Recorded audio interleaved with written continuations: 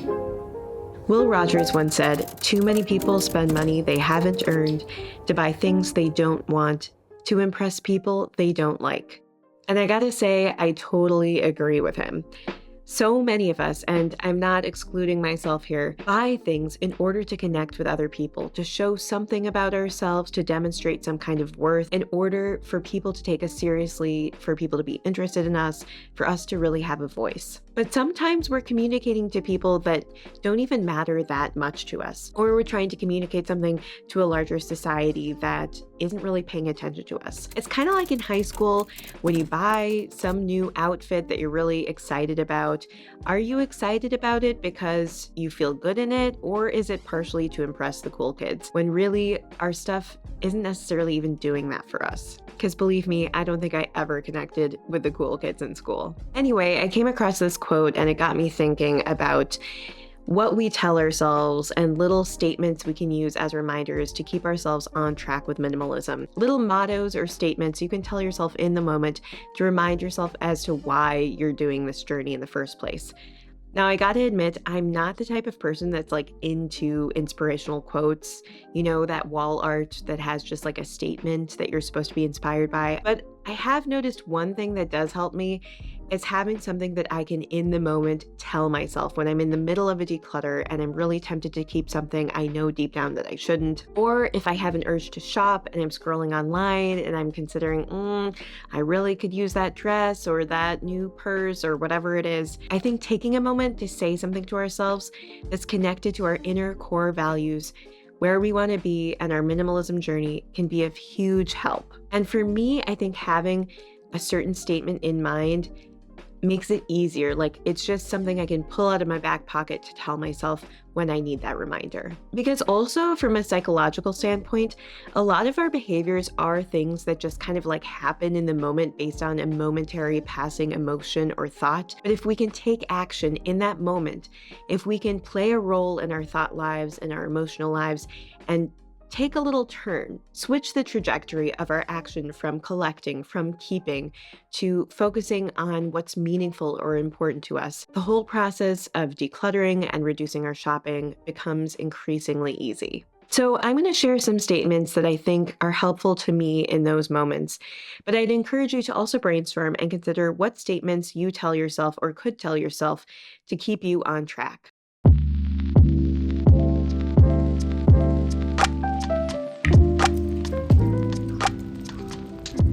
Okay, this first one is a little bit more superficial, but I find it really helpful for reducing shopping. And it's, just because it's cute doesn't mean I need it. I'm admitting something right now that I've honestly noticed that sometimes I'll be scrolling online, just passing the time mindlessly, and I'll come across some kind of product or outfit or something and think, wow, that is special. There's something interesting, eye-catching about it, and I just need to have it. It's almost like this scarcity mindset that like, wow, I found this cute thing and will I ever find a cute thing again? I don't know. I really got to act on this now. Sometimes when I find that I like something aesthetically, there's this sudden rush of this feeling of like, I need this. I need this in order to be happy. I need this in order to feel good, in order to feel cool. But realistically, that item, first of all, probably isn't going to make me feel good in the long run. It's probably going to feel the most good right before I click order. Like once I click order, the value of that object suddenly starts to decline, at least emotionally for me. It's really not going to provide that happiness I'm hoping for. And also, more importantly, I already have a wardrobe of stuff that will do. I don't need to have this item, especially if it's not something I had in mind, like I'm purchasing it for a particular reason.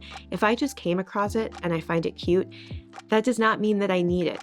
It's funny how emotionally sometimes it feels like I need it. Like for some reason, it feels like if I don't get this, something bad will happen. It's this psychological, emotional trap I fall into. By having this statement, just because it's cute doesn't mean I need it, I remind myself that, wow, this object isn't something I actually need. It kind of loses some of its power over me, some of its mystique, and I'm able to move on with my day. It's like the other day I was doing some online shopping and I found this really cute summer dress that I thought, wow, this could be great. I could use it for some particular events that are coming up for me this summer. In addition to just wearing it day to day, it kind of serves both purposes. And so I pretty quickly actually decided to purchase it. Either later that day or the next day, I got an email telling me that the item was actually out of stock and so they wouldn't be sending it to me. And I felt this sense of relief. And I was like, whoa, why do I feel relieved? If I was buying that, it was supposed to make me happy, but it actually didn't. I was like relieved when they told me that it was canceled because it was very possible that I would have ended up returning it anyway. And it was like, oh, I don't have to deal with that. And it was such a weird phenomenon because I thought it was so cute that I needed it. But then once I actually got the order canceled, I felt even better. I don't know. I thought this was a perfect example of how minimalism can actually make you happier because your stuff, even when it's a good thing, can make you unhappy. So I think this connects to the statement like, just because it was cute, not only did it not mean that I needed it, but it didn't mean that I even really deep down wanted it or wanted its presence in my life and everything that came with that. And it felt good to not have spent that money. The second motto that I've been using lately is my stuff or my life. And I think this one cuts the core of why I pursue minimalism. Quite often, our stuff takes energy, takes time, takes effort. We have to repair things, we have to organize things, we have to have a home for every belonging in our house. And I think quite often we forget how much time and energy we're putting on our objects, even when we're like looking for our hairbrushes or our keys or whatever it is that we tend to lose. If instead I have less, then I can spend more energy, more time, more money on the things that are more important to me, like spending time with family and friends, like gaining new experiences through traveling or some kind of experiential activity. So if this one rings true for you, if you're sometime in the future decluttering and you're at the precipice of letting something go, but you're just struggling to get there, just tell yourself, what's more important, my stuff or my life?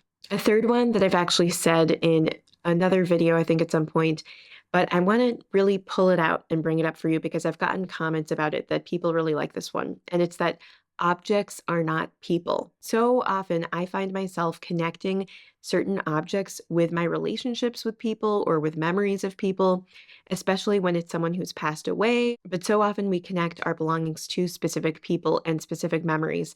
And that's what makes them so hard to let go of. I think there can be a lot of guilt around, especially if it's a gifted item. I feel this all the time. Like I feel bad for getting rid of something that someone took time and energy to give me.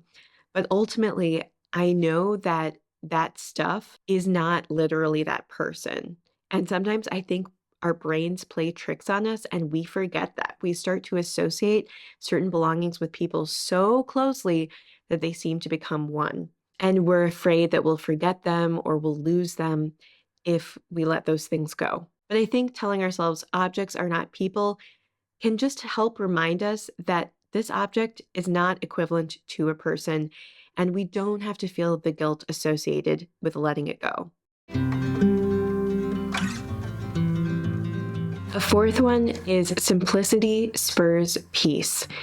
And I think this is such a good reminder. Sometimes life can feel so chaotic, especially today when we can constantly be bothered by people on our phones or have social media kind of reminding us about all the things we should be doing with our time and the way we can't escape work because emails are constantly flooding in. Life is chaotic. There's a lot going on. And I think it's helpful to remember that sometimes having less, having a more simple lifestyle can be incredibly peaceful, and it motivates me to keep on track with the decluttering process, with keeping my schedule a little bit more simple, and to not overcommit myself. Another motto that I use is I want more. And no, I don't mean like stuff more. I mean the more that's beyond stuff. I think sometimes just reminding myself there is more out there to life than this particular belonging, this shirt, this lipstick, this shoe. There's more. And it's just about taking the time in life to decide to seek that more, whatever that more is for you. And I see this in a philosophical sense, finding your passion in life, finding what interests you, surrounding yourself with people you love. It can be even for physical things, but it might be about a bigger picture life change you want to make as opposed to this particular thing.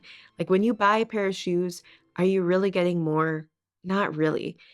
But if you're pursuing your dreams or your interests, or you're finding ways to invest more time in the people around you, there is more to that than just individual small belongings. And so sometimes I just got to remind myself when I see something online that I'm tempted to purchase, I want more. I want more than this. And I find that one to be really helpful. A final one I want to share is kind of cliche, but it's a classic one. And it's less is more. I know that one we've all heard before, but it's a great go-to. If you just don't know what to tell yourself in that moment, just think less is more. Because honestly, it is, for all the reasons that I've just described. You get the idea. I think it's important to remember in general that minimalism isn't just about the stuff.